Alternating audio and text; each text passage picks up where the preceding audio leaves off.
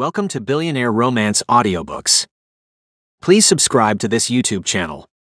It helps more than you know and is the best way to stay up to date on our latest releases. When you subscribe, you'll also get notified when we release new videos. We also love hearing from our listeners. If you have any suggestions for future audiobooks, please feel free to leave a comment below. Or if you want to say hi, we'd love to hear from you. Thank you for listening, and we hope you have a great day. Subscribe to this channel today and join the Billionaire Romance Audiobooks family. The Billionaire's Surprise. A Holiday Romance Audiobook. The Virgin's Baby Extra. By Michelle Love. Audio copyright 2023 BFA Publishing. Note: we edited this romance audiobook to comply with the YouTube content guidelines. If you want to listen to the full-length, non-edited version, you can grab a copy from Google Play Books or Kobo. Ransom. A gentle rain had just begun to fall from the late November sky. "Honey, get the triplets' raincoats on, please." "It's raining," Aspen asked with much angst in her tone. "No," I said, then laughed. "I just thought it might be fun to add to the chore of getting our 6-year-olds dressed is all." Jogging to the bedroom across the hallway, I went to help my wife of 6 years. I caught her rolling her eyes as she pulled the kids' raincoats out of their closet. "It's a light rain right now, but it's going to get heavier." "Why, on their last day of school before they get out for the Thanksgiving holiday, does rain have to complicate things?" Aspen wiped some beads of sweat from her brow. Getting 3 wiggly, tired, grumpy kids ready for school seemed to be a real chore. And after I left with the triplets, my wife's next task would be to get our 2-year-old twins bathed and dressed and fed breakfast. I thought she needed the holiday break more than the kids did. "How about we forego those Thanksgiving plans you've made, and I'll get the cook to make that feast." "You're doing way too much, Aspen. You need a break." "But she's coming, Ransom." She blew a chunk of curly dark hair out of her eyes. "It's the first time I've ever seen her, and I don't want her to think that I'm some uppity rich skank who has servants do all their dirty work." Running my arms around her from behind, I kissed her neck as the triplets made faces at our display of affection, then tore off out of the bedroom. "Gross," Elijah shouted. The impending appearance of my wife's long-lost mother had Aspen's nerves more frazzled than they usually were. "It's going to be okay, honey. You'll see. It's all just so hard, Ransom." She turned to face me, running her arms around my neck. "I don't remember her at all since she left when I was just a little baby. With Dad's death, I never expected that she would ever be able to find me." "She knew your name, baby." I kissed the tip of her nose as I swayed with her. "Maybe it was your father she ran away from, more so than you. I guess you'll get your chance to ask her all the things you've wanted to know all these years. The publicity is why she found me, Ransom." Aspen pulled herself out of my arms. "That has me a bit worried about why she's finally gotten in contact with me after all these years." She looked at the doorway, then sighed. "I've got to get to the twins, and you've got to get the others to school. Be careful driving in the rain." With big oil being considered somewhat on the evil side, the board thought it might be a good idea to make a commercial using a family. And why not use mine? Aspen and I both actively worked for Whitaker Oil and were part owners of the company. It made perfect sense. Nationwide commercials had my wife's face all over the televisions in America. Her mother was bound to have seen her at some time. Putting 2 and 2 together came easy, since Aspen hyphenated her last name. Aspen Dell Whitaker had become a bigwig in our company. Her knowledge of the industry proved exceptional, and she rose to the top quickly once she had her master's degree in petroleum engineering. With her as my catalyst, I too delved into the company my grandfather had built from the ground up. That woman brought the best out in everyone she had anything to do with. I was confident that she'd bring the best out in her mother as well. "I'll be careful." I kissed her on the cheek before following her out of the room. "And you think about what I said. Letting someone else cook the Thanksgiving dinner wouldn't be considered uppity at all." With a heavy sigh, she walked down the hallway toward the twins' bedroom. "I want her to like me, Ransom. I don't expect you to understand. Good, because I didn't understand her at all. Everyone likes you, Aspen. She will too. At least I prayed she would. When a private investigator came to us, telling us how Kathy Smith had come to him to get his help in contacting Aspen, he didn't hesitate to let us know that the woman was something else. It took a while for Aspen and me to get out of him what that exactly meant. His exact words were, "She's eccentric, I suppose." Either that, or she was into drugs in her younger years. Her personality is that of a flighty woman. I wouldn't expect her to stick around. She'll most likely be in and out of your lives from now on. There's nothing stable about that woman. I'd thought that maybe the woman wouldn't be a thing we needed to bring into our children's lives. How would they ever understand how someone could be in their lives one moment and out the next? But Aspen had been adamant that she wanted to meet her, and she wanted her mother to meet our children. She wanted to know the woman, and had hoped that she would settle down since she'd found her family. I didn't want to remind her that her mother had run off from her family in the first place. Chances were she'd only do that again. As I rounded the corner, I caught our sons tossing a ball over Arian's head, playing keep away. "Boys, why must you torture your sister?" "They're so mean, Daddy," Arian whined. "She's a pain," Lucius retorted. "Yeah, Dad," Elijah chimed in. "She's a pain."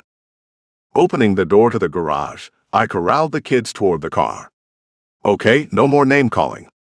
Get into the car, get your seatbelts on, and let's get this show on the road. It's the last day of school, then you get freedom for 6 whole days." The cheers they made had the car shaking. "All right," Lucius yelled. "Yeah, having you 3 home should be a blast." I doubted any of them took note of the sarcasm that laced my voice. Having the whole family home for the holiday sounded daunting to me, especially since Kathy Smith will be here. Aspen. Thundering feet ran through the kitchen as I tried to put away the food I'd bought for the Thanksgiving meal I'd planned out. "You kids sound like a herd of elephants." The twins followed right behind their older siblings, screaming for them to slow down. "Wait for me," Abby shouted. Ashley joined in the shouting, "Me too." Finally, my dear husband made his way into the kitchen. "You guys, Mom is trying to do something in here. Give her a break and go to your playroom." Lucius took off like a shot for the stairs as their playroom was up them. "Beat you all." The echoes of their shrieks bounced off the walls of the hallway they'd gone down, fading away the further they got. "Thank you, Ransom. My head is pounding."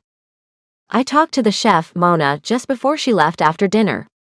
She said that Lola, her sous chef, could come by tomorrow to help you out if you'd like. He grabbed an apple out of the bag of them I'd just put on the island bar, then looked at my bothered expression. "Oh, is this for something you're cooking tomorrow, hun?" "An apple pie." I took the apple away from him. "You've already had dinner and dessert tonight. Do you really need a snack?" He shook his head. "Nah, they just looked good is all." "So, about Lola, you want to give her a call or should I?" "I'm not going to need her help. I want to do it all on my own." I'd looked up recipes all week long in preparation for the meal. It'll be fun. Well, it will if you can manage to keep our little hoodlums out of the kitchen. I put a bottle of red wine on the bar, and my husband looked at it. "Are you going to open that now?" With a nod, I let him know that I was. "I'm going to make the desserts tonight. I thought a little wine would help me chill while I do that." His smile never failed to make my heart skip a beat. "Can I help?" I wanted to be alone, but I didn't want to hurt his feelings. "I guess you can. After you get our 5 children bathed and put to bed."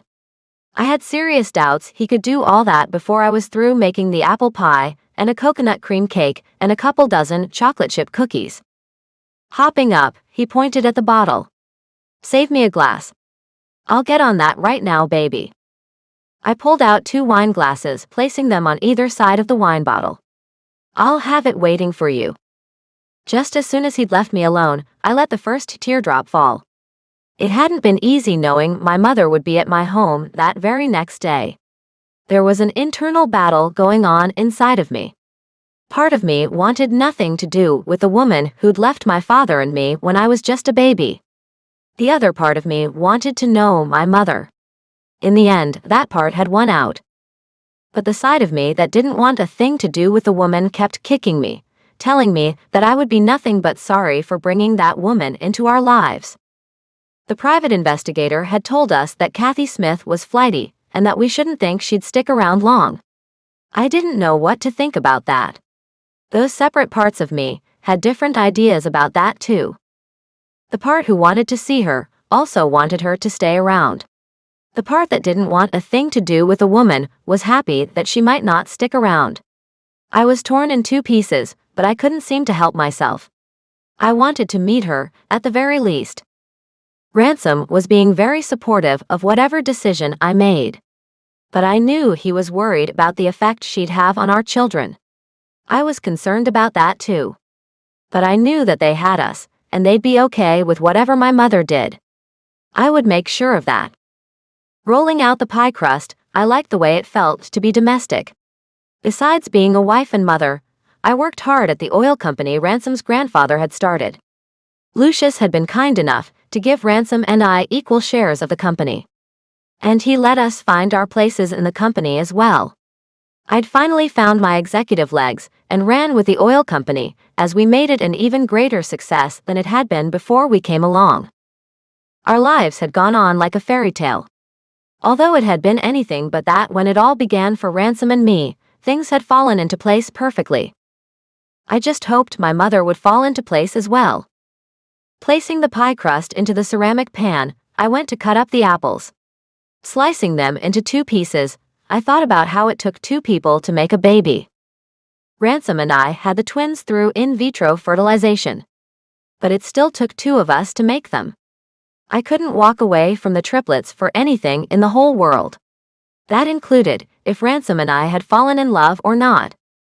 When we got pregnant, the normal way with the twins, making them out of love, I felt even more of a connection with the man who'd fathered my children. No matter how one makes a baby, there's a connection between the two who do it. Or so that's how I thought. So it stupefied me how my mother had never made a connection with my father, nor me. How could she leave a little baby behind? Ransom. With the children in bed, fast asleep, I went back down to the kitchen to see how Aspen was coming along. I found her wiping her eyes, then she turned away quickly. So, you got them bathed and to sleep then? Moving in behind her, I ran my arms around her. You know that you can talk to me about this, baby. She shook her head. I don't expect that you could ever understand what I'm going through, Ransom. But thank you for offering to help. Turning her in my arms to face me, I placed a kiss on her cheek. I've had my own mother troubles, if you will recall. And they're so different from mine. She blinked as she looked at me with knowing eyes. Your mother betrayed your father, and so did mine, I reminded her. It's not that much different from what I went through. Only my parents stayed together, and your mother left your dad. And you shoved that deep down for a long time too, Ransom. Aspen looked at the flour and other ingredients for the cake she was working on. As much as I love the way it feels when you hold me, I need to get to work on the cake. Letting her go, I followed behind her as she went to the island bar. Put me to work, baby. Nodding toward the measuring cup, she said, Can you pour 4 cups of flour into the mixing bowl for me? I can. I got to work on that while trying to gain some insight into what was troubling my wife. I suppose you kind of feel like you're not being true to your father by letting your mother into your life. Yeah. She cracked some eggs into a small bowl. It feels like I'm betraying him. He took care of me all on his own. It wasn't easy either. Yet, he never blamed my mother for a thing. Mostly, he didn't speak about her. I think he'd be okay with you getting to know your mother, Aspen. The mixer was on the other counter, and I went to get it, then brought it to the island. It's you that I'm concerned about. This looks like it's taking a toll on you. And you've already got a lot going on with all our kids and work too. I'm just not sure how much time you've got to give that woman. Her nod told me she agreed.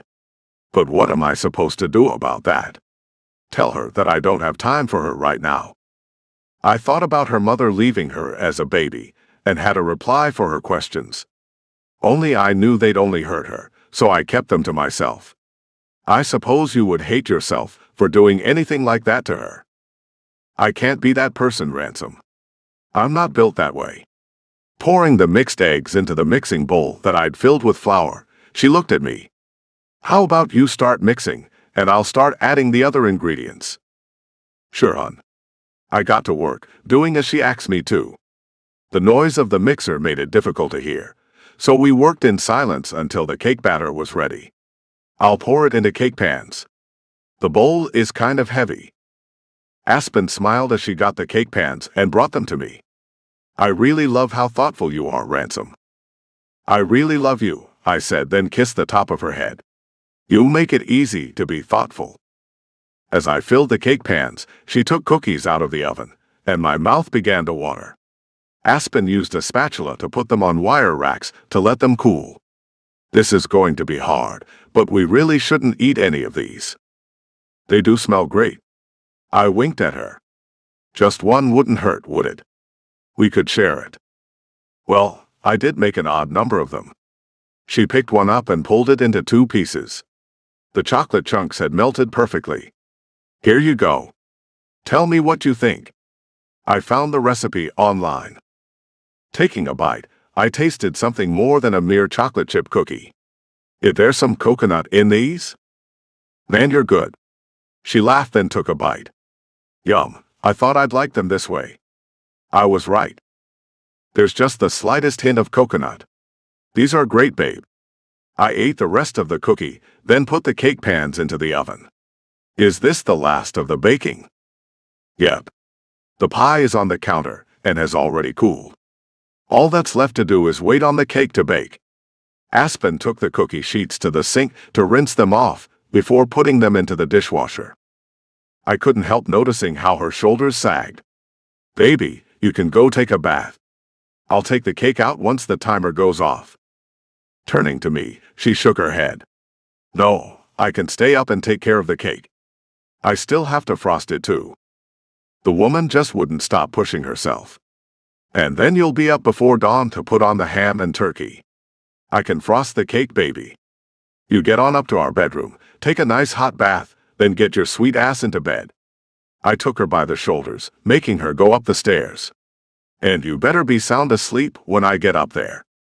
Still, she balked, you've got to let the cake cool before you frost it. She looked over her shoulder as I kept pushing her to leave the kitchen. And the frosting has to be made. The recipe is on my cell. And the cookies have to be put into the tin after they cool. Text the recipe for the icing to me. I'll make sure the cookies get put up too. I wasn't going to let her get out of going to bed. I've got this. Trust me. With a heavy sigh, she gave in. Okay, I'll leave the cake up to you then. Turning to look at me, she smiled. I'm damn glad I married you. You're the best father and husband a girl could ever have. And that's what makes it all worth it right there. Appreciation. Aspen. With a busy morning, cooking our Thanksgiving meal, I guess the time had gotten away from me as I found my husband coming into the kitchen. It's 1 in the afternoon, babe. I thought you said we'd eat at noon. I know I said that. I looked at him over my shoulder as I rinsed the pot I'd cooked the green beans in. But things didn't go the way I'd planned. The potatoes for the mashed potatoes burned, and I had to start them over, peeling, cutting, boiling. How do Mona and Lola make this look so damn easy? With a shrug, he just shook his head. They're professionals, babe.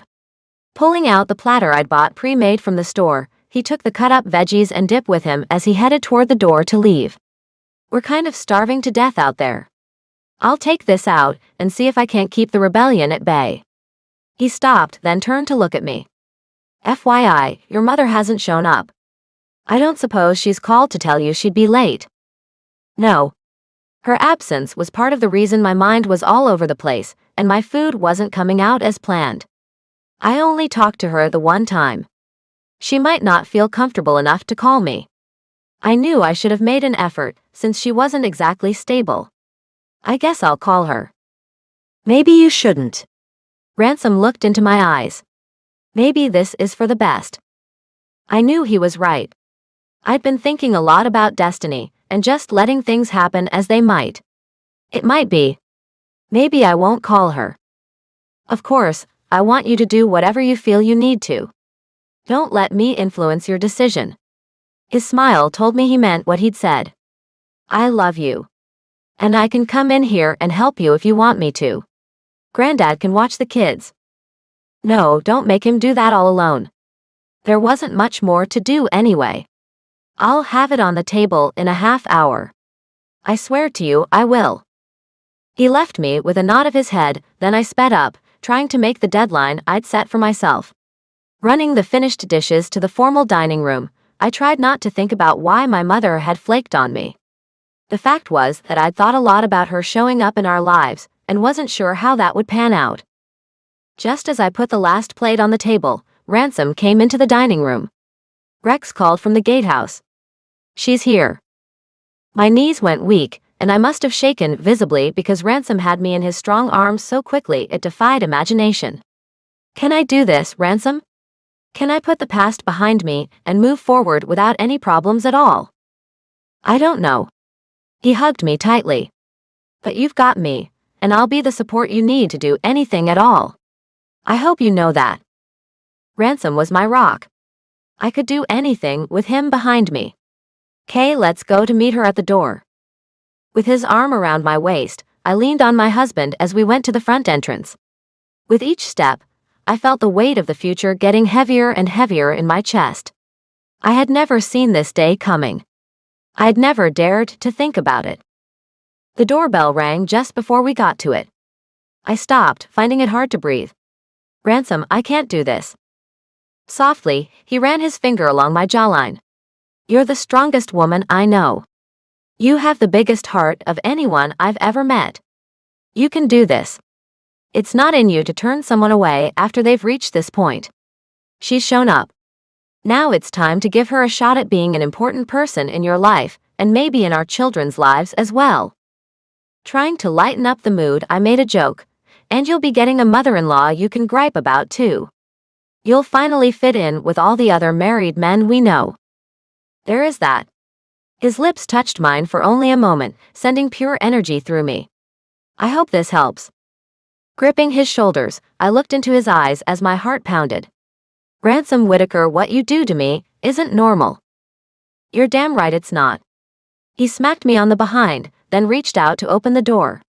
Get ready to meet your mother, baby. As the door opened, my heart stopped beating, and I couldn't breathe. She was right behind the door to our home. The woman who found it in herself to leave both my father and me behind while she did God only knew what, was standing on the other side of my door. She'd left us.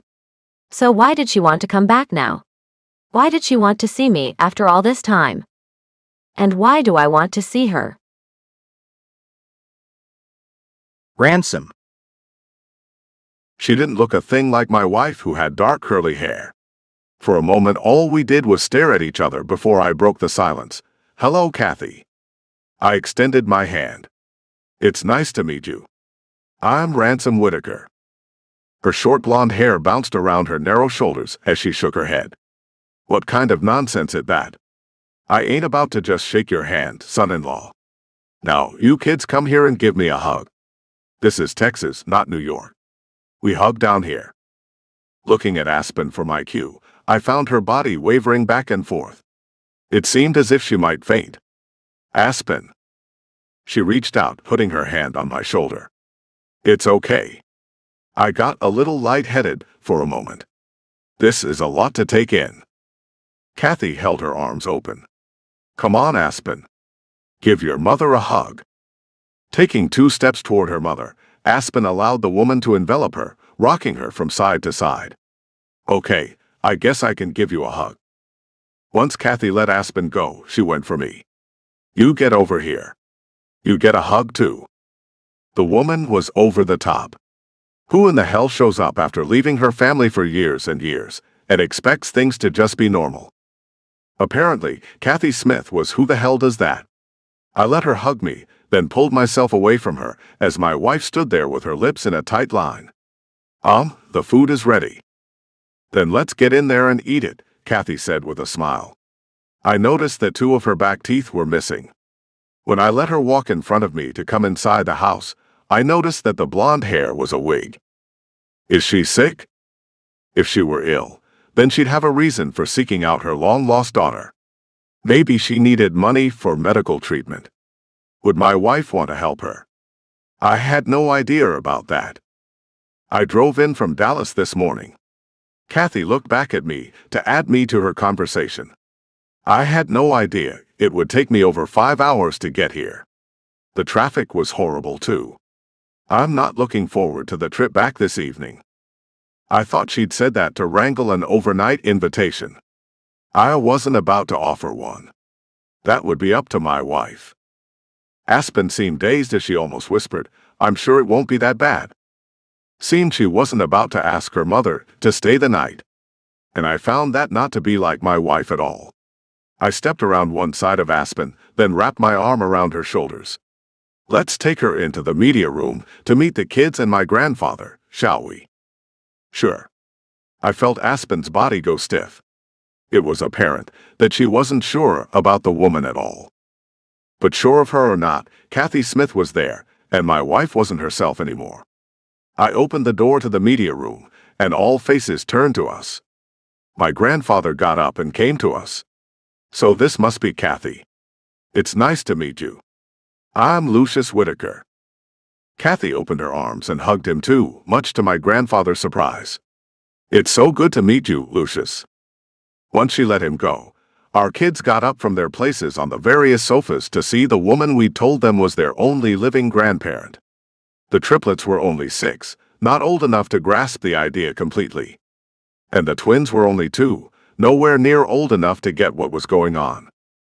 Aspen cleared her throat as the children approached her mother slowly. This is Kathy Smith. My mother. Her tone was on the stoic side, a thing so unlike her. Kathy, these are our children. The oldest 3 are Lucius, Elijah, and Arian. The 2 littlest are Abby and Ashley. Are they triplets? Kathy asked as she looked at our oldest children. I nodded. Yes, they are.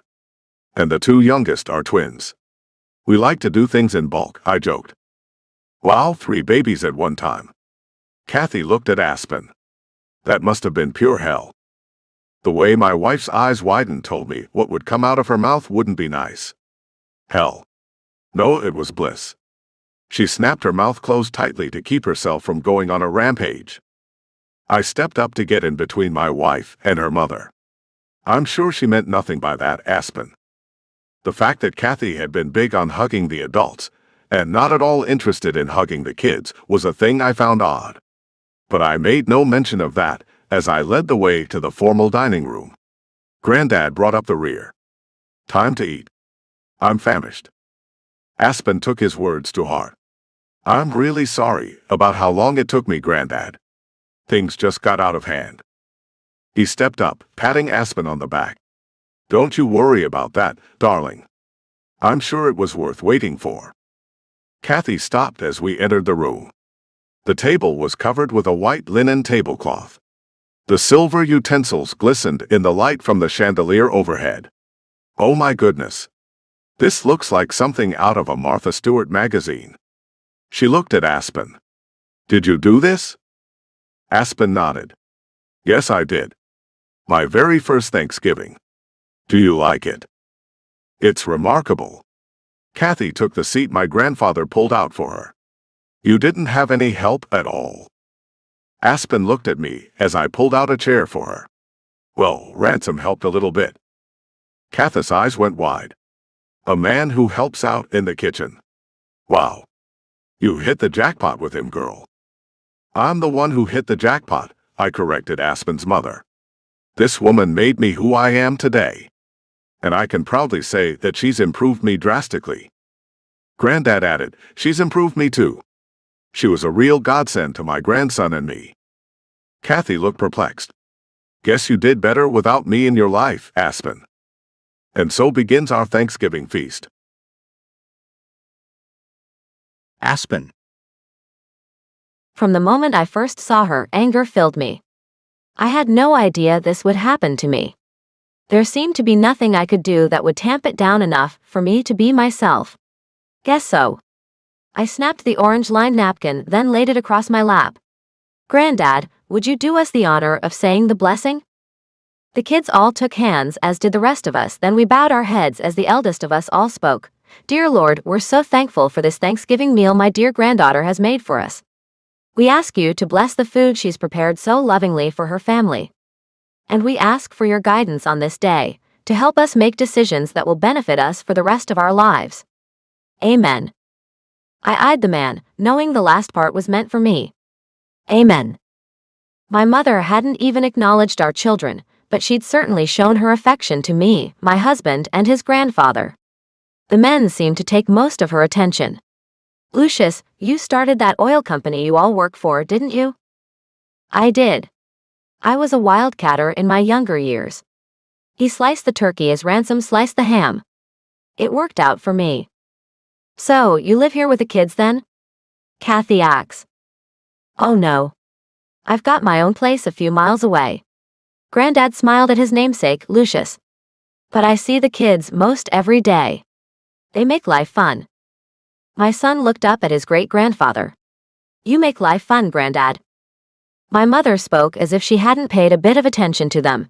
It started to mist on me, the last hour I drove. Does anyone know if it's supposed to get worse? The second attempt to get me to ask her to stay the night had come. No, it's not supposed to get bad at all today. I couldn't stand the thought of her staying the night in my home. But Lucius must have not read me right. You're welcome to stay the night at my place, Kathy. She lit up like a candle. Oh, that's so nice of you, Lucius. Looking to Ransom for some help, he took notice of my frantic expression. But he didn't seem to know what to say to make things stop happening. That's really nice of you, Granddad. Wrong thing to say, hun. I didn't want her to stay in Lubbock at all. I couldn't put my finger on why, but I didn't want her to be around long at all. As a matter of fact, I didn't even want her there at the time. Something about her was off. The way she ignored our children, the way she kept scratching the back of her neck, the way her pale blue eyes darted so much faster than anyone's I'd ever seen in my life, all told me something was wrong with her. I forgot the gravy, I said as I got up. I needed a stiff drink, is what I really went to the kitchen for. My hands shook as I poured a shot of Crown Royal. Not a thing I usually did, but a thing I found I needed desperately. Ransom came in just as I put the empty glass on the countertop. Baby, you've got to chill. Yeah, I know. I reached out for him, and he ran his arms around me. She affects me in a way no one ever has. I feel pure hate, a thing I've never felt in my life. I want her gone. I don't want her in your grandfather's house. She's not the kind of person we should have around us. I don't trust her. Maybe I can talk to Granddad about revoking his invitation. Ransom kissed my lips softly. I'll take care of it. Don't worry. My rock. I kissed him back, then took his hand. Let's get back in there. I don't like the idea of her being alone with any of them. She's harmless, I'm sure, he said, making me stop. Looking at him, I knew I sounded insane. Ransom, I need you to trust me on her. She's got something that makes me feel sick to my stomach. I know she's my mother. We did make sure to have the DNA test done before I agreed to let her come here. But there's something not right about her. This was a mistake. A terrible mistake. I don't want it to go any further than this. She's got to leave after we eat. So soon. My husband looked at me as though I was a stranger to him. Aspen, this isn't like you at all. I've never seen you like this. It's as if you're another person entirely. I feel that way too. I'd never been more out of sorts. That's why she needs to get out of this house, this town, so I can feel normal again. I haven't felt normal since that private investigator contacted us. Now that she's here, I feel so far from normal, it's not even funny. With a nod, my husband led me back to the dining room where I heard my mother say, and that's when I left the jackass. I'd had enough. No one, and I mean no one, will ever tell me what to do. I won't stand for it. As we walked up to the table, I saw the astounded looks on the triplets' faces as they looked at the woman I'd told them was their grandmother. She lit up a cigarette, then blew out a line of thin smoke. No one walks all over me. No one. Oh, hell no. Ransom. We don't smoke in the house, Kathy. I walked over to her to take the cigarette out of her hand. Come on, she whined. Just one. My nerves are shot. That drive took a lot out of me. Nope. I wiggled my fingers to get her to hand me the nasty thing. Come on, give it up. She handed me the cigarette after taking another puff. Sorry about that. I didn't know you had rules like that. Taking her seat, I found my wife's jaw clenched tight. Yes, we have rules. Lots of them. Why? Kathy asked as if she had no clue. You're adults. You own this mansion. Why would you make rules that limit what you can do in your own home? I went to the kitchen to dispose of the cigarette, then returned to hear my grandfather filling Kathy in on why we had such a rule in our home. I nearly died from lung cancer a few years back. That's why they made the rule to ban them from their home. And I'm quite thankful for that rule too. Quitting wasn't easy. And I never want my great-grandchildren to see anyone they see as role models smoking. I just get so keyed up when I think about him is all. Kathy went back to eating, taking tiny bites. Her plate didn't look as if she'd eaten a thing really. I've lost my appetite now. She pushed the plate away from her. Aspen looked at her plate, poking at the food instead of eating it. I took the seat next to her. Abby sat by me, and Ashley sat by her so we could help them with their food. I helped Abby get a drink of apple juice. Here you go, sweetie. Anger radiated off my wife. I'd never felt anything like it. Then she put her napkin over her plate. Her eyes bore down on Kathy. Who were you talking about that made you so upset? Who do you think? Came Kathy's quick reply. I certainly hope it wasn't my father you were talking about. The way Aspen's body tensed made me wonder if she was about to pounce across the table to attack her mother. I put my hand on her thigh to help her stay calm, and maybe keep her in the chair if she did decide to go for it. Honey, let's not do this. Kathy was oblivious to Aspen's anger. You didn't know the man I did, that's plain to see. You turned out well. My leaving must have made the man sit up and take notice, make some much-needed changes in his behavior. Or was he as mean to you as he was to me, Aspen? Did he tell you to clean the house? Did he tell you to do the dishes? Did he tell you that his laundry needed to be done every 3 days so he could have clean clothes to wear to work? He was impossible. He wanted me to cook him something to eat every single night. She looked at my grandfather. Can you believe that? Every single night, he expected dinner on the table when he walked in the door. No, he never asked me to do those things for him, Aspen said. Like a good person who respected that he worked hard and kept a roof over my head and food in the house, I did those things because I loved him. He never had to ask me to do a thing. Well, he must have brainwashed you, Kathy said with a shrug. It ain't normal to want to do that, honey.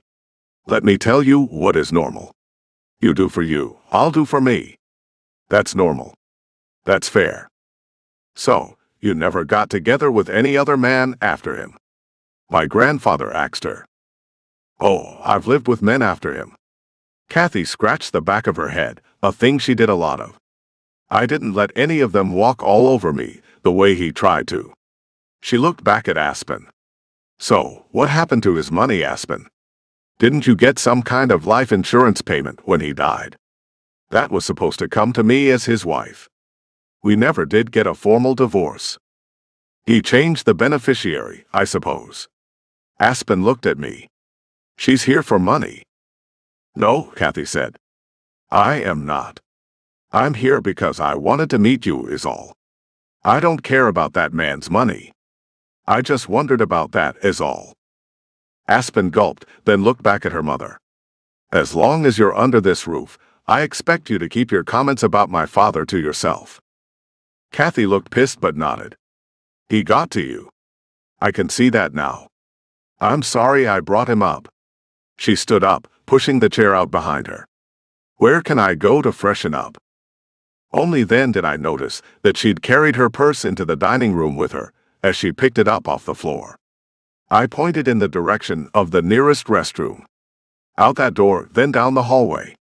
Third door on the left. Thanks. Kathy walked away, scratching the back of her head, making the wig move up a bit. I pointed at the bald spot underneath and whispered to Aspen, "Look, she's bald. She's got to be sick, baby." Aspen nodded. Most likely. She's your mother, I felt I needed to remind her. I don't think you should be so hard on her. She might be dying, you know.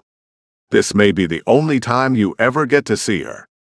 Aspen looked me right in the eye. And you think that would be a bad thing?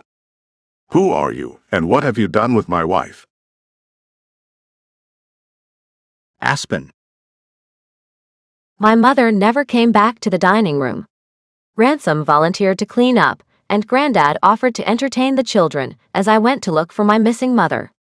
"Mom," I called out as I walked to the bathroom we thought she'd went to. The door wasn't locked, so I pushed it open, finding it empty. Damn it. I knew she couldn't be trusted. Listening as hard as I could, I kept moving, sure that I would find her looting or something like that. Ransom had pointed out her lack of hair and took that as a sign that she might be sick, maybe even dying. I didn't know what to make of it, nor did I care. I just wanted her gone. Speaking badly about my father was just the tip of the iceberg when it came to things that bothered me about the woman. Her health meant nothing to me. After all, she'd never cared about my health my whole life. Turning the corner, I went into the room we'd made into a bar, and lo and behold, there sat my mother in one of the tall chairs. She'd made herself right at home, puffing away on a cigarette once more. "I told you we don't allow smoking in our home, Kathy." Her head snapped as she heard me. "Oh, I didn't see you there." She squished the cigarette out in the bottom of an empty shot glass. "I found this bar and poured myself a drink. I hope you don't mind. My nerves are just shot. I know you don't understand, but the drive really took a lot out of me. I get anxious when I drive on highways. And that was nothing but highway driving. And then the mist started up, and I was clutching that steering wheel for all I was worth." She scratched the back of her head, then I noticed her flinching. "What's wrong with you?" I knew that was blunt, but I didn't seem to be able to control my sharp tongue with her. Her pale blue eyes shifted back and forth rapidly. "Nothing." Her answer had come too quickly for me to believe her. "You're wearing a wig. Is there any reason for that?" Her mouth dropped open, and then I noticed she'd lost several of her molars on both sides. "People wear wigs, Aspen. And you've got hair loss too." I could see I was putting her on the spot, but I didn't care. "Something is wrong with you. What is it?" If she had some kind of contagious disease, I needed to know. I wasn't being heartless, just trying to keep my family safe. At least that's what I told myself. "I never had any more children after you," came her odd reply. "I didn't ask you that." She looked nervous as hell, and that had my senses heightened. "Are you sick?" "I don't know why I came here." She straightened her wig, then poured more Jack Daniels in another shot glass. "Care to join me?" I nodded. A drink couldn't hurt. Pulling another glass from the side of the bar, she filled them both. "I'm not quite the monster you apparently think I am." "Sure you are." I didn't say a thing. My father had raised me with the old saying, if you can't say something nice, don't say anything at all. My whole life I'd abided by that rule. Only now had that gone out the window for me, and only with her. Pushing the shot glass to me, she lifted her glass. I tapped mine to hers, then we took the shots before placing the empty glasses on the bar. "That burns." I shivered with the effect of the alcohol. "Yes, it does." Kathy drummed her long skinny fingers on the bar. "Aspen, I did leave your father for the reasons I said back there. But the thing is that I left for other reasons too. And they were. Not that I cared in the least anymore." My mother left me in an orphanage when I was 10 years old. She looked at the empty glass in front of her, as if her eyes alone could fill it back up. My little brother Tony was only 5, and we had a baby sister, Marie, who was about 6 months old. Our father had died. I never understood why or how he died. He just didn't come home from work one day, and our mother told us that he died. That's harsh, I had to admit that much. She was that way, harsh. Her fingers moved across the bar until they got to the glass, then she ran her finger around the top of it slowly. The next day, our mother loaded us up in the family car, and we went for a ride. There was one suitcase in the back seat with us. I thought that was odd but didn't say a thing to my mother. Is that when she took you kids to the orphanage? I asked as my heart started hurting a bit. She nodded. Yeah. We got to this huge old house. It was really scary looking. When we went inside, there was lots of kids crying and some adults shouting for them to be quiet. I took hold of my mother's skirt as we walked inside. Now my heart ached. She heard all that and left you kids there anyway. I couldn't believe anyone could do such a horrible thing. Yeah. I was so shocked I didn't even cry. I just held on to my little brother and baby sister. Until a couple of women came and took them away from me. A tear fell down her cheek. Then I cried and pleaded for them to let them stay with me. I was ignored, of course. You were broken early on. I couldn't help the empathy I'd begun to feel. Did you see your brother and sister again? Shaking her head, she gasped, no. That was it. That was all I need to hear. I put my arm around her and hugged her. I'm so sorry. She turned, wrapping her arms around me. I've never told anyone about that. I just wanted you to know is all. Ransom. I followed the sounds of women crying until I found my wife and her mother holding each other as they sobbed openly. Staying at the door, I kept quiet as they cried and whimpered about being sorry. Once they let each other go, I stepped up. You girls okay in here? Aspen looked at me as I pulled some tissues out of my pocket. I always kept a few in my pocket at all times in case one of the kids had a nasty nose. Thanks. Aspen took one and handed one to her mother. Kathy blew her nose, then said, I left when you turned 6 months old. I couldn't take looking at you. Not that you looked like my baby sister at all. You looked just like your father. But just the idea of holding a baby made me feel sick inside. I felt I'd missed something. What happened to you, Kathy? Her story tore at my heart. After hearing it, I knew my wife's heart had softened substantially toward her mother. We should look for Tony and Marie, Ransom. Kathy was quick to say, I can't let you do that, Aspen. In one quick beat, Aspen changed her demeanor as her eyes narrowed. And why is that? They were adopted. Kathy shrugged. I mean, I suppose they were. They weren't at the orphanage any longer, so I thought that's what happened to them. I don't want to intrude on their families now. I'm not exactly fit to be a big sister, any more than I'm fit to be a mother. Aspen looked at me as she shook her head. I don't care what she wants. I want to find them. If I have blood in this world who might need help, then I want to know that. Nodding, I knew my wife wouldn't stop until she found the aunt and uncle she had no idea ever existed. But her mother seemed set on leaving them be. Really, Aspen, I don't want to bother them. Aspen's head jerked as she looked at her mother. I don't think they'll mind. It's not like I'm going to ask them for anything. I just want to know if they're okay is all. Her eyes narrowed once more. Unless you'd like to retract your story. Kathy looked stunned. What do you mean by that? Aspen shrugged. I mean, you might have made that whole thing up to get to me. I would never. Kathy gasped. How could you think such a thing? I had to admit that I'd thought that too, but only for a moment. Kathy, people have tried before to tell us things that weren't true to get us to help them out financially. It's not unheard of. Well, I'm not lying. She poured herself a shot of Jack Daniels. You see, I've dealt with anxiety my whole life. It's taken a toll on me, physically. You ask about my hair loss, Aspen. It's from anxiety. I pull it out while I'm sleeping. I'm left with gaping places that are bloody on my head. I bite my nails, have trouble eating, and if I do manage to get anything down, it either comes back up or I end up with diarrhea. You want to help anyone who is your blood, Aspen. I looked at her mother. Here you go, baby. Aspen looked at her mother. What the hell does having anxiety have to do with finding out if your little brother and sister are okay?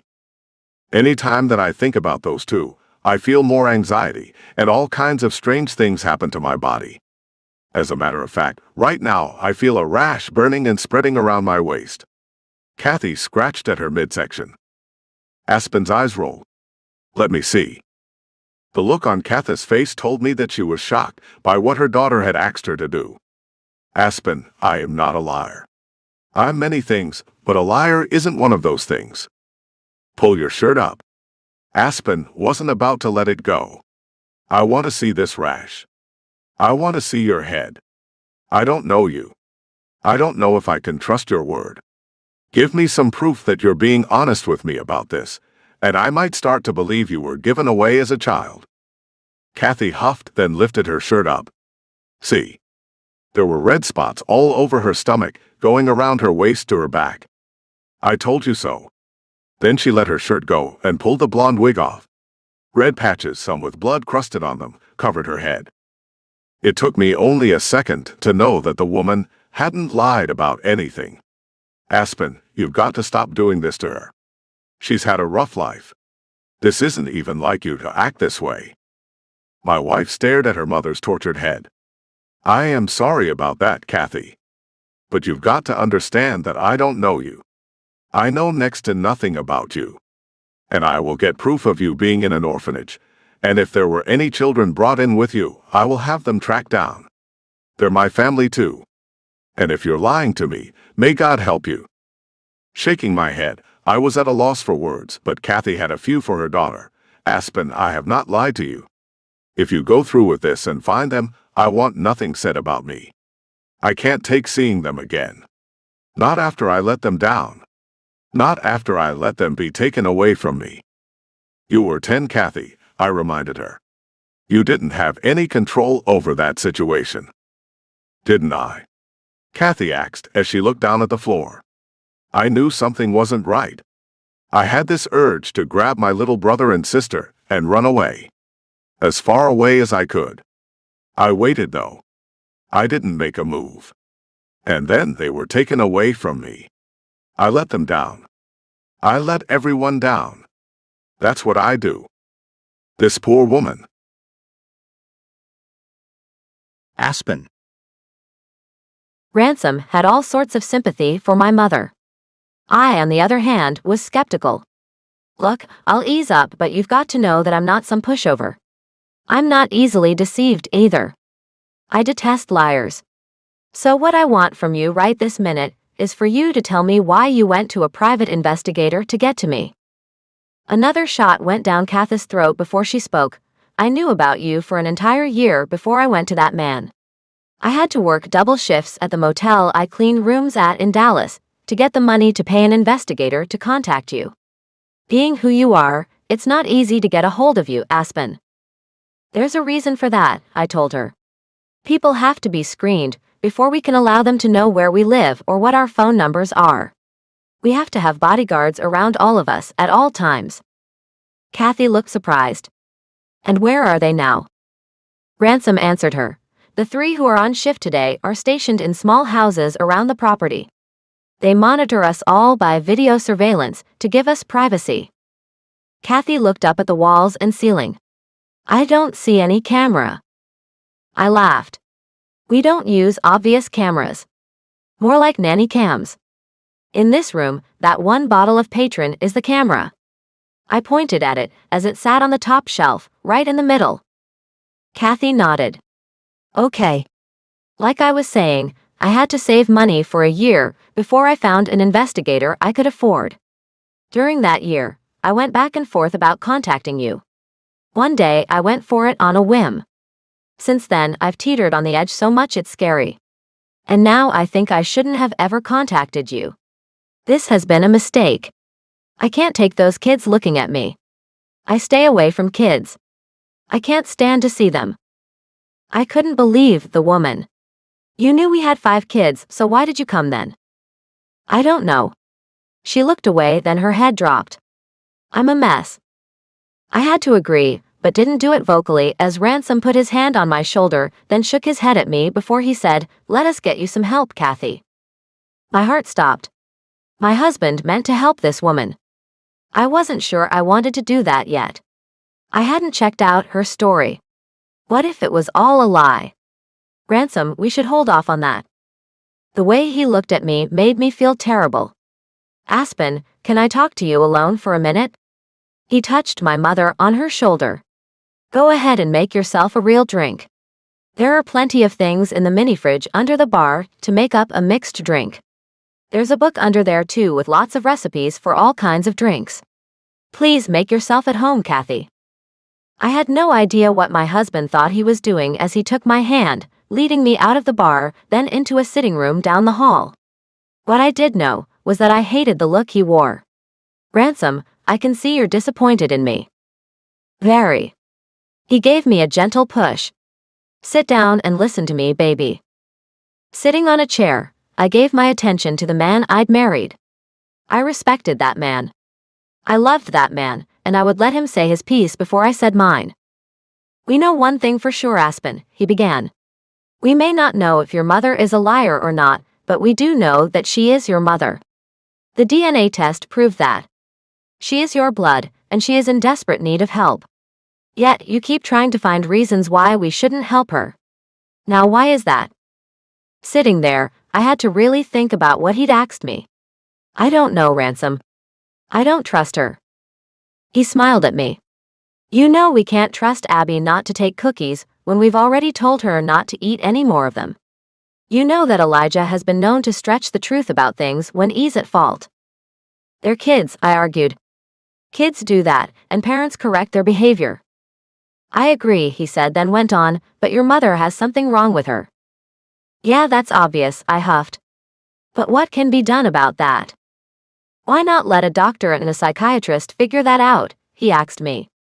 Why not do for her what you would do for anyone else you share blood with? His eyes narrowed as a thought sprung into his mind. Unless the reason that you're being so unlike yourself with her is that she hurt your father and you want revenge. Revenge. Me. That hadn't ever been a thing I would do. Was I seeking to hurt the woman much the same way she'd hurt my father? Was that a thing my father would have even approved of? I didn't want to disappoint my father, even in death. Why do I feel this way, Ransom? I don't know. He pulled me up to hug me. What I do know is you're going to need help to deal with this. You helped me when I needed it where my mother was concerned. I think my psychiatrist can help you and your mother. Let's give him a chance to try. What do you say? I say, does that mean she has to stay with us? Ransom. She just told us she can't stand to be around our kids, Ransom, Aspen pointed out. How can we ask her to stay here and get help? I felt she searched for reasons why we shouldn't help her mother. We've got 3 small houses on the estate. We've got a pool house too. For that matter, Granddad has a guest house that no one has set foot in for decades. I don't want her around him, Aspen said sternly. He's had a rough time of it with his health. I mean, he's much better now, but I don't want to add any stress in his life at all. She can't stay over there. I won't allow it. Then it's settled, I said with a grin.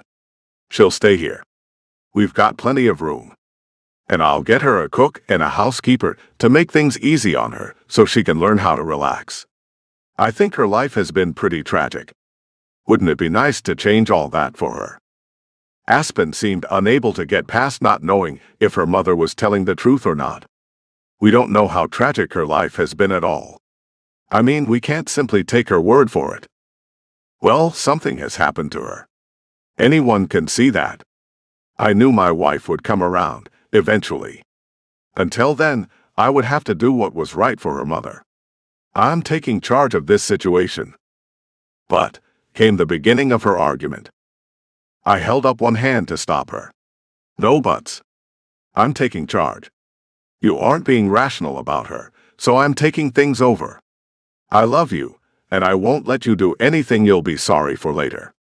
And you would gain some tremendous guilt if you just let your mother go without thinking about her anymore.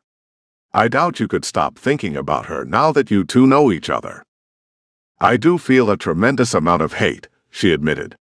I've never felt this way before. I don't like it at all. Like you told me once upon a time, there's no shame in getting help. Pulling her up by her hands, I kissed her lips softly. I love you, baby. I'll do anything for you, and I always will. I just hope this doesn't bite us in the ass, Ransom. She just couldn't make herself think positively where her mother was concerned. But you're right. I'm biased right now. I do hold her accountable for my father's pain. I suppose that's not my fight. He's not here anymore. She can't hurt him any longer. That's the way to think, baby. I pulled her along with me. For now, I want you to go hang with Granddad and the kids while I talk to your mother. If you're there, I'm afraid she won't take our help. I agree. Aspen and I walked out the door, her going one way and me going the other. When I walked back into the bar, I found Kathy with the pineapple juice she'd gotten out of the fridge. I'm trying this thing called a Blue Hawaiian. Sounds good. I took a seat at the bar. Mind making me one of those too?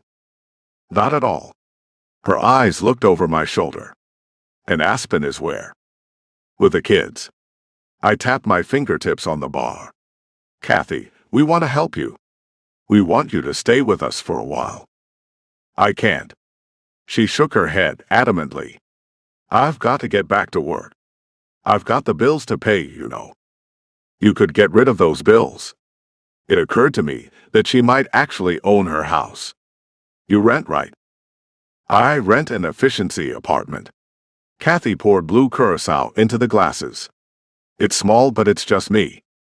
We'd like to get you hooked up with a physician and my psychiatrist. Aspen has agreed to see him too. I felt I should point out that I'd sought help too. He helped me with my mother issues. I have them too. The three of us have that in common. I don't know, she said as she found straws to put into the drinks. Placing my hand over hers, I made her look at me. I didn't think I needed any help for the longest time, Kathy. Your daughter's good heart helped me see that I did need help. Now she needs help, and so do you. Let me help you too. Don't stop me from fulfilling my promise to my wife to always look out for her in all ways. Was that part of your wedding vows? Kathy asked as she looked into my eyes. It was. We wrote our own. She knew nothing about how Aspen and I started out. One day I'll tell you our backstory. It's a great one. She laughed. I bet it is. Then her smile turned into a frown. I can't stay though. I can't take the kids. I'm sorry about that. I really am. Unless I could stay with your grandfather. Then I could stay in Lubbock to get the help you want to give me. I found her reasoning a little odd. We've got 3 more houses on our estate. You can have your pick of any one of them. I can't offer you anything at my grandfather's estate. His health is a concern to Aspen and me. We don't want him under any stress. We almost lost him. I know he won't live forever, but I want him to live as long as he can. My own home on the property, you say? She tapped her chin with one long skinny finger. How many acres you got here? 103, I informed her. You can't even see any of the other houses on this property from any home here. I think you'll feel comfortable. And the kids won't be coming over, she asks. I shook my head. I knew Aspen wouldn't let them go over anyway. Nope. For a person who has nothing, this woman sure takes a long time to take an unbelievable offer. Aspen. After settling my mother into one of the houses we'd used for our bodyguards to stay on while on shift, I decided to go see her and ask her a few questions about the orphanage she claimed she'd been taken to. With a swift knock on her front door, I heard a lot of coughing before she opened the door. Oh, it's you. Hello to you too. I walked in, and took a look around the living room. There was a blanket on the sofa, and the television was on. One look at my mother and I saw that she hadn't bothered getting dressed. She still wore a set of the pajamas we'd bought for her. It's after lunch. Are you feeling okay? Sure. She went to sit down, pulling the blanket up to cover herself. This is how I hang out. Okay. You know, I bought you plenty of clothes to wear. You can wear more than just the pajamas I got you. Looking at the kitchen just behind the living room, I noticed the sink was full of dishes. Didn't Ransom get you set up with a cook and a maid out here? He did. She looked back at the kitchen. I don't make them do everything. I can clean up after myself. No, she couldn't. Let them do what he's paying them to do, please. It has only been a week since you moved in, and already the place isn't looking a thing like it used to. The floors should be clean enough to eat off of. It takes a lot of work to get them that clean, Aspen. Kathy shook her head. I don't need things that clean. It's fine. I couldn't believe the woman thought she didn't have to keep things clean in a home that wasn't hers. Just do what I've told you to. I'll be telling the staff that I'll be checking on this house, and they'll be expected to keep it as clean as I say, not you. Wow. She rolled her eyes. Control issues too. I decided to ignore her comment. Taking a seat she'd yet to offer, I pulled my cell out to jot down notes. I'm here for a specific reason. I want to know what the name of that orphanage is and where it is. They closed it not long after I left it when I turned 18. She took a drink of something in a coffee mug. I thought anything with caffeine wouldn't be a thing a person with as much anxiety as she claimed to have should be drinking. Is that coffee? She nodded toward the kitchen. It is. There's still some in the pot over there in the kitchen, if you want some. Giving her the benefit of the doubt, I said, I'm assuming it's caffeine-free. Hell number.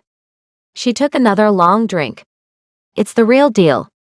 And there's lots of creamer in here too. I like the chocolate kind. So lots of sugar and caffeine, I mused. No wonder. No wonder what, she asked, seeming clueless. How much of that do you drink in a typical day? I asked as she took another big drink. 3 pots. She pointed at the fridge. The creamer is in there. I've got vanilla too if you don't like chocolate. I'd been rendered speechless by the amount of coffee she drank on a daily basis. Kathy, you do know that caffeine can cause a person to feel anxious, right? And sugar can too. And you're combining the hell out of them. I've never been affected by either thing, she said amazingly. You have. Her head was wrapped in a towel. You pull your hair out while you're sleeping. You don't wait a thing. It's taking away your appetite for nourishing food. Throwing my hands up in the air, I came to the most logical conclusion. I'm making you an appointment with our doctor ASAP.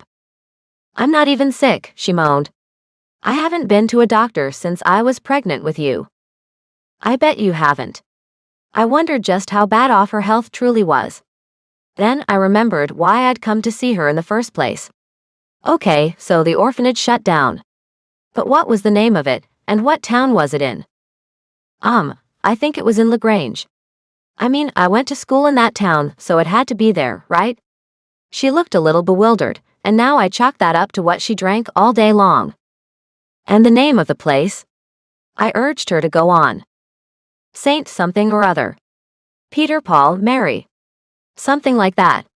She drained the last of the coffee out of her mug, then got up to get more. You want me to make you a cup? No. No, I do not. And why don't you pour the rest of that pot out and drink some water, or better yet, some milk?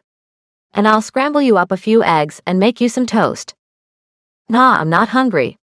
She filled her mug, then went to the fridge to get out the creamer. And like I told you before, the house was huge and old, if that helps you at all. It does. I jotted all that down in the notes. And you all had the same last name of Smith, right? I think so. She poured at least a cup of the sweet creamer into the tall mug. But I was a kid, you know. Yeah. I had the feeling that my mother was telling the truth about everything. Her bad habits might have caused the bad vibe she gave off. I could smell cigarette smoke in the house, but decided to let that go for the time being. This woman has enough that'll soon be taken out of her diet as it is. Ransom. A month passed before my psychiatrist could fit Aspen and Kathy into his schedule. The day had finally come, and I was over the moon that their treatment was finally starting. I'd come in early to visit with Dr. Cobb before they got there. She's got this terrible backstory, Doc. My wife found out that there was an orphanage where her mother said she'd been taken to. But the files on the place can't be found anywhere. I don't think they did things quite legally, if you know what I mean. They might not have. He pulled his horn-rimmed glasses off. So what you're saying is that there's no proof behind what your mother-in-law has told you so far? None. I knew that wasn't going to help matters, especially where Aspen was concerned. She still had the idea that her mother wasn't being honest. I'll get to the bottom of it. He gave me a knowing look. But I won't be able to divulge any information I get. You know that, right? I do. I knew better than to count on him to get us any information. She needs your help. No matter if what she says is true or not, she needs your help. I wasn't doing this for myself. I was doing it for the mother of my wife. The door opened, and my wife and her mother walked in. Sorry, we're a little late, Aspen said. Kathy, you take the first appointment, and I'll take the one after that. She looked at me. You and I need to talk anyway, Ransom. Getting up, I left Kathy and the good doctor alone. Closing the door behind us, I whispered, "What do you need to talk to me about?" Aspen looked at me with sparkling eyes. I found out something. I haven't told anyone yet. You're the first. Taking her out of the waiting room, we headed to my car. We can talk privately out here. She slid into the passenger seat as I got behind the wheel. The smile she wore couldn't be wiped off her face. I got a call from the mayor of LaGrange. I'd left a message for him last week. He said he just got back from vacation. Anyway, he was born and raised in that little town. And he knew all about the orphanage and how it was run. Were you able to get information on your mother? I hoped she had good news where she was concerned. She nodded. Yes, I did. But only about her. He knew my mother. He'd gone to school with her. He knew she was from the orphanage, even though she hardly ever spoke to anyone. He told me that she hadn't had even one friend during all her high school years. She was withdrawn and seemed to prefer being alone. Then she's telling the truth. It made me feel good to know we weren't being duped. Now will you stop being so pessimistic where she's concerned? She nodded, then reached for me, grabbing me by the shoulders, then climbing over the armrest to climb onto my lap. What's come along with knowing that my mother isn't a huge liar is a recharged desire for you. My man. The man who helps me do the right thing, even when I'm dead set on doing the wrong thing. The way she kissed me set me on fire instantly. We'd been on the distant side since her mother's arrival. Intercourse hadn't been a thing Aspen wanted with her sour mood. But now she was anything but sour. I love you, Ransom Whitaker. Sighing with a sweet release, I whispered, I love you too, Aspen Whitaker. I always will. Aspen. Our sessions with the psychiatrist were helping the relationship my mother and I had grow by leaps and bounds. And her problem being around children had all but disappeared. Elijah, will you bring Granny that bottle of water I left over there? I'm thirsty. Our son ran over to pick up the bottle she'd left on the coffee table, then took it to her. Here you go, Granny. He held it out to her, then pulled it out of her reach quickly. Oh wait. You gotta give me a kiss first. Laughing, my mother grabbed him, pulling him in, then kissed his cheek. You got it. Before he handed her the water, he told her one more thing. Granny, I'm sure glad you stopped smoking those cigarettes.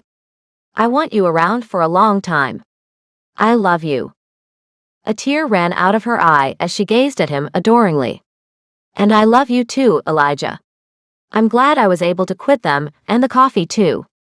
I want to be around for as long as I can so I can watch you kids grow up. A knot had formed in my throat, and it just grew bigger as the rest of our kids piled in around my mother, telling her they loved her too. I felt a hand on my shoulder, then looked back to find my husband looking bleary-eyed too. Now that is something, isn't it, baby? I gulped the knot down. It sure is. Ransom kissed the top of my head. Do you have anything you'd like to tell your mom? Biting my lip, I wondered if the time had come. It had been roughly 6 months since she'd come to stay with us. In all that time, I hadn't called her mom or told her that I loved her. I patted the hand he rested on my shoulder.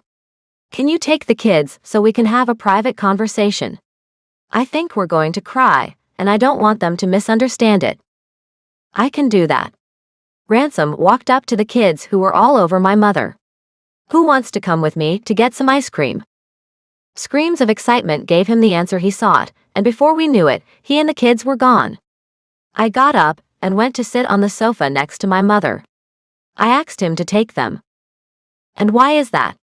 She wiped the tears from her eyes. I was having a very nice time with them. I could see that. I took her hand in mine, then held it up to my chest. I wanted to tell you something too. I hesitated before saying the one word I'd never called anyone before, Mom. The way her face brightened up right away told me I'd made her very happy. Aspen, that sounds amazing coming from you. It warms my heart, honey. I really love you. And I have you to thank for helping me get over my past. If it weren't for you and Ransom, I would be right where I've been my whole life. I'm glad we were here to help you, Mom. I had to gulp back another knot that was trying to form. I love you too, and I hope you know that we never want you to leave. Your home is here now. I fished the car keys out of my pocket. This morning Ransom and I got you a little gift. Getting up, I led her to the garage where we'd parked her gift. A car. You got me a car, Aspen? Oh, Lord. You shouldn't have. I've got the Buick, you know. Yeah, but we wanted to give you something to make driving easier for you. I couldn't wait to see her reaction. Since I've missed all of your birthdays and every Christmas too, I thought I could settle that debt with this. Aspen, I can't ever settle that debt for you. She grabbed my arm to make me look at her. All I could do was smile at her face that I now thought of as sweet. Mom, you've already settled that debt with me. Just watching you with my kids fills my heart in a way that only you could make happen. I just wish Dad had got to meet them too. I thought about that a second. Wait, I guess I don't really mean that. If Dad had been alive, then I wouldn't have ever met Ransom. At least not the way I did. I guess there's a reason for everything. Even death. Opening the garage door, I pulled my mother along with me, then stopped in front of a pearl-white Tesla. She could only stare at the beautiful car. No way, Aspen. Yes way, Mom. I started the car with the fob in my hand. This car can drive all by itself. So if you get anxious at any time, you can just let it do the driving for you. You have got to be kidding me. She walked around the car, running one fingertip over it. There's no way. I didn't know there was a car made that could actually drive by itself. Her eyes darted to mine. Are you teasing me? She looked up at the camera in front of the car. Am I on some show right now? No, you're not on a show. This isn't a joke. I walked around to open the driver's door. Come on, get in. I want you to take me for a ride. She shook her head. Oh, I can't drive this thing. Again, the beauty of this car is that you won't have to unless you want to. I wiggled my finger to beckon her to come to the driver's side. Don't you want to see the inside? Is it like a spaceship in there, Aspen? She ambled around the car, stopping to admire the taillights. Oh my goodness. These things look high-tech. That's what they say, right? High-tech. Yes. I had to laugh. And they look that way because they are high-tech. Finally, I had her in the driver's seat, and I got into the passenger seat. She looked at me with tears in her eyes. I might have made a lot of mistakes in my life. I might have never understood that I needed help to heal my wounds. But I sure as hell did one thing right. Here comes that knot again. What was that one thing you got right, Mom? You. Ransom. A whole year had passed with us finding nothing out about Kath's younger siblings, until one day when a man called my name out as I got out of my car at a restaurant downtown. Ransom Whitaker. In the matter of a few seconds, my bodyguard was at my side, having been in the car behind me. "And you are?" he asked the man. "Tony Smith." My heart stopped. Kath's